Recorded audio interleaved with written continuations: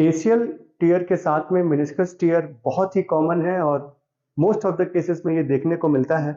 तो जो भी हम सर्जरी करते हैं उसमें मेनिस्कस के साथ एसीएल भी करते हैं और बहुत से हमारे जो व्यूअर्स हैं उनका ये क्वेश्चन था कि सर ऐसा भी कुछ वीडियो हो जिसमें कि एसीएल और मेनिस्कस के साथ क्या प्रोटोकॉल होता है, क्या रिहैब होता है, क्या सर्जरी में करते हैं, वो बताया जाए। तो आज का जो हमारा वीडियो है उसमें हम यही एक्सप्लेन करेंगे कि अगर आपका एसीएल और मेनिस्कस दोनों की सर्जरी साथ में हुआ है तो आपको कैसे कैसे ख्याल रखना है, कैसे कसरत करना है, कैसे ब्रेसिंग होनी है, कब चलना है, कब पैर मोड़ना है और कब आपकी एक्टिविटीज करनी है, तो वो इन वीडियो में हम बताएंगे।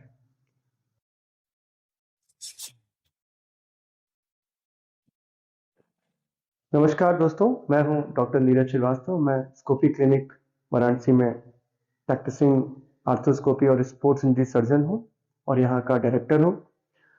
तो विथ टाइम हम रियलाइज कर चुके हैं कि जो हमारा मेनिस्कस है, जो हमारी गद्दी है, जिसके बारे में आपको पुराने वीडियोस में बताया गया है कि एक्चुअली मेनिस्कस होता क्या है, उसका टीयर क्या होता है और उसका इलाज क्या है, ये हम एक्सप्लेन कर चुके हैं पुराने वीडियोस में।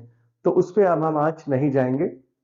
एसीएल भी क्या होता है, उसका टीयर क्या होता है, उसका इलाज क्या होता है, उसका प्रोटोकॉल क्या होता है, ये भी हम पुराने वीडियोस में दिखा चुके हैं।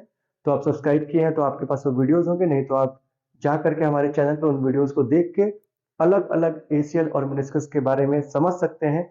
आज के इस वीडियो में हम ये बताएंगे अगर आपके दोनों सर्जरी साथ में होती हैं, कि एसीएल रिकंस्ट्रक्शन और मेनिस्कस सर्जरी अगर साथ में होती है तो क्या आपका रिहैब प्रोटोकॉल और क्या आपका आगे का प्रक्रिया होगी। तो पहले मैं आपको ये बताऊं कि अगर आपके एसीएल रिकंस्ट्रक्शन के साथ में मेनिसेक्टमी हुई है, अगर आपके मेनिस्कस को काट के निकाल दिया गया है किसी भी कारण से, जिससे कि वो बहुत पुराना हो गया था या फिर वो बहुत कॉम्प्लेक्स टीयर था या आपकी एज बहुत ज्यादा थी या वो इरिपेरेबल था, तो उसको हटाते हैं। आज भी meniscectomy, we still do meniscectomy in selected cases.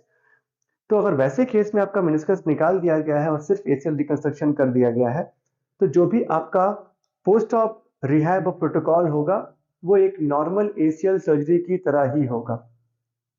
उसमें मेनिस्कस के लिए कुछ भी एक्स्ट्रा नहीं करना है। तो अगर आपकी मेनिसेक्टमी हुई है तो मेनिस्कस सर्जरी मतलब क्या हुई है, मेनिसेक्टमी या मेनिस्कस रिपेयर, ये आपको पहले बताया जा चुका है कि दो तरीके की सर्जरी होती है, काट के निकालना और सिलाई करके रिपेयर करना।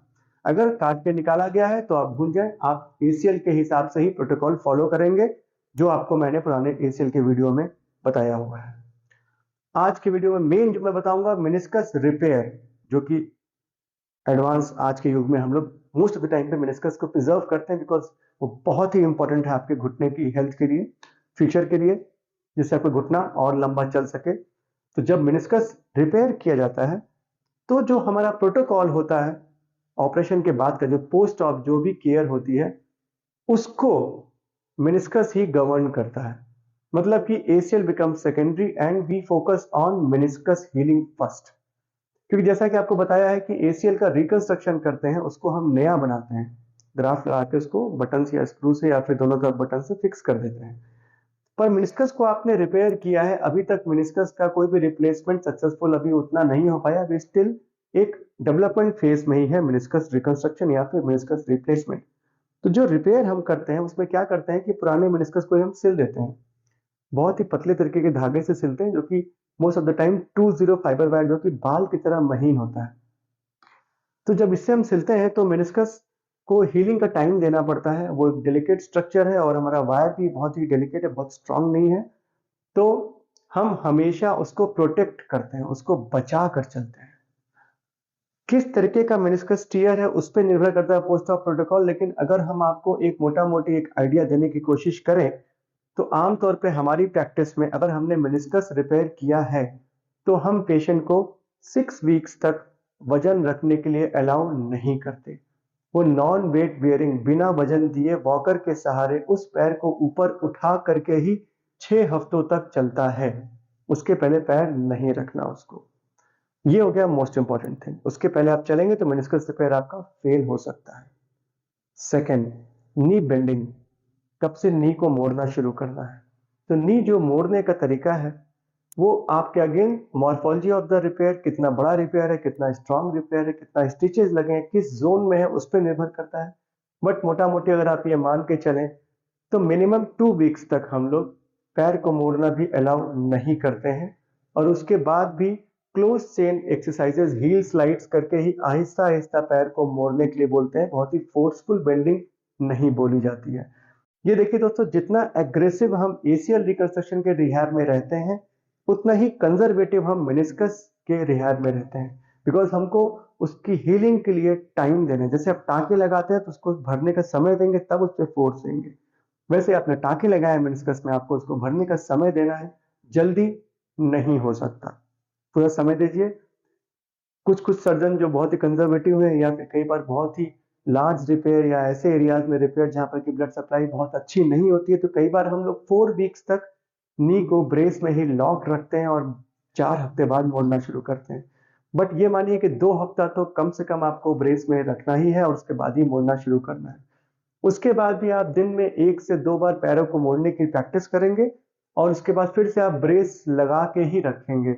सोते वक्त या वॉकर से चलते वक्त हमेशा लॉन्ग नी ब्रेस, जो बड़ी ब्रेस होती है, वो लगी ही रहेगी। मेरे सारे मेनिस्कस रिपेयर पेशेंट्स को 6 वीक्स तक मैं लॉन्ग नी ब्रेस देता हूँ और मिनिमम 2 वीक्स बाद ही उनका पैर मोड़ना अलाउ करता हूँ। जबकि आप ये जानते हैं कि मैं एसीएल रिकंस्ट्रक्शन में ब्रेस ही नहीं देता। तो ये डिफरेंस है आपके एसीएल और मेनिस्कस के रिहैब प्रोटोकॉल में। देखिए दोस्तों, मेनिस्कस रिपेयर करने के बाद क्या होता है ना कि जो क्वाड्रिसेप्स ड्रिल, काफ पंप, जैसे कि एसीएल के बाद हम बताते हैं, वो भी डे 0 पे शुरू करना है। आपको सिर्फ मोड़ना नहीं है, वजन नहीं देना है। बाकी का जो रिहैब है, जो क्वाड्रिसेप्स की कॉन्ट्रैक्शंस आपको करने होते हैं या काफ को जो चलाना होता है, क्वाड्रिसेप्स ड्रिल्स और काफ पंप, वो तो आप इसमें भी शुरू कर देते हैं from the day of surgery, जैसे एनेस्थीसिया के आप बाहर आए। बट इन दोनों के अलावा कोई भी एग्रेसिव एक्सरसाइजेज हम नहीं करते और चलना भी अलाउ नहीं करते। तो डे 0 में आपने क्वाड्स ड्रिल और आइसोमेट्रिक क्वाड्रिसेप्स शुरू की, काफ पंप शुरू किया। आपका पैर जो होगा वो एक ब्रेस में ही लॉक्ड रहेगा। आप कभी कभी चाहें तो जब आप जगह हैं उसको खोल सकते हैं, जिससे कि थोड़ी हवा लगे, आपको एक बधा बधा सा फीलिंग जो आता है, जो खुजली होने लगती है, उससे बचने के लिए। बट मेक श्योर जब आप सो रहे हैं तो ब्रेस फिर से लॉक्ड हो, बिकॉज सोते में आपको नहीं पता आपका पैर किस पोजीशन में मुड़ सकता है। आप ब्रेस लगा के रहें, बेड पे रहें। जब जगह है तो ब्रेस को खोल के पैर को सीधा रखें। फिर जब भी आपको लेटना है या फिर चलना है आपको बिना वजन दिए जब वॉकर से, तो आप ब्रेस को बांध दें। और आप करवट भी लेंगे तो कोई दिक्कत नहीं, आपने ब्रेस पहन रखा है, कोई प्रॉब्लम नहीं है उससे। खाने का आपको बताइए, जो कि नॉर्मल डाइट आप लेते हैं एसीएल के लिए, वही मेनिस्कस के लिए भी लेना है।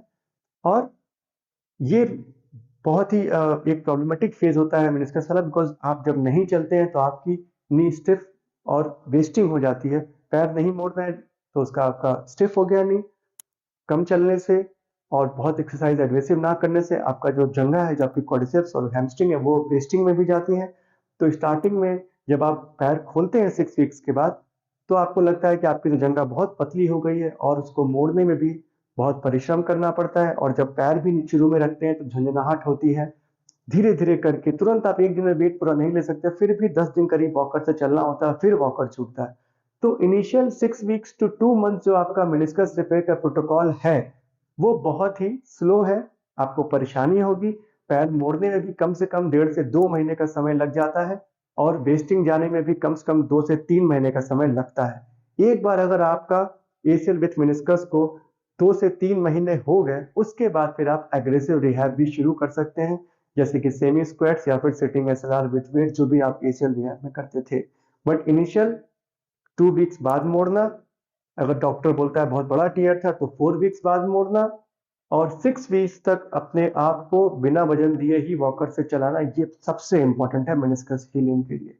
और लॉन्ग नी ब्रेस को 6 वीक्स तक यूज करना है। After 6 weeks you can discard your long knee brace और आप चाहे तो short knee brace with hinges पहन के बाहर भी जाना शुरू कर सकते हैं। तो इसमें जो भी आपको मैंने बताया है कि बाहर कब जाना है या फिर ऑफिस कब जाना है, ये सब कम से कम 6 हफ्ते बाद ही शुरू होगा, क्योंकि उसके पहले तो आपको वेट देना ही अलाउड नहीं था। तो उसके बाद आप धीरे धीरे as you gain your strength, आप बाहर काम पे जा सकते हैं एक छोटी बेल्ट पहन करके। और अगर आपने 6 से 8 हफ्ते बिता लिए अपने, तो उसके बाद धीरे धीरे आपकी रिकवरी शुरू होगी। मेनिस्कस के पेशेंट्स को मैं ये जरूर बोलता हूँ कि आप अपनी फिजियोथेरेपी किसी फिजियोथेरेपिस्ट के निगरानी में ही करें, क्योंकि एक टाइम ऐसा आएगा कि आपको लगेगा कि आपकी जंघा की मसल बहुत ढीली हो गई है और घुटना मोड़ने में बहुत पेन हो रहा है। तो उस स्टेज में आपको आपका फिजियोथेरेपिस्ट ज़रूर मदद करेगा, क्योंकि ये चीज़ खुद से कर पाना थोड़ा मुश्किल है। तो कोशिश करें कि फिजियोथेरेपिस्ट की निगरानी में ही ये हो, और कोई भी दिक्कत हो तो अपने ऑपरेटिंग फिजिशियन से भी मिलें। जब घुटना आप मोड़ना शुरू करेंगे 2 हफ्ते बाद, तो शुरू में बहुत टाइट होगा, धीरे-धीरे मोड़ना है, बहुत फोर्स नहीं लगाना है। जब आप 6 हफ्ते बाद बेल्ट खोलेंगे तो बहुत ढीली मसल्स होंगी, उसमें आपको अच्छे से रिहैब करना होगा और अपने डॉक्टर से भी बार-बार मिलना होगा। आप डिप्रेस ना हो, ये ना सोचें कि मेनिस्कस करा के हमको और परेशानी हो गई, सिर्फ एसीएल करा देना था, बिकॉज़ लॉन्ग रन में जो मेनिस्कस रिपेयर के रिजल्ट्स हैं वो मेनिसेक्टोमी के रिजल्ट से बहुत सुपीरियर हैं। तो आज के युग में जहाँ तक हो हम मेनिस्कस को प्रिजर्व करने की कोशिश करते हैं। तो ये था all about meniscus repair and ACL reconstruction surgery का जो पोस्ट ऑप रिहैब होता है वो। तो हमारे एशियल रिकंस्ट्रक्शन सर्जरी को तो एक तरीके से हम भूल ही जाते हैं शुरुआत के 1 से 1.5 महीने।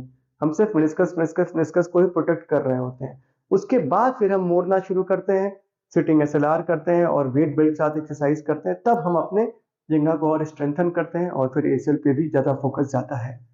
तो ये था हमारा रिहैब प्रोटोकॉल और कैसे आपको बचा कर रखना है। इसके बाद भी अगर आपको कुछ और भी क्वेश्चंस या डाउट्स होते हैं तो आप हमसे कमेंट बॉक्स में लिख करके पूछ सकते हैं, हम आपको रिप्लाई करेंगे। अपना ख्याल रखें।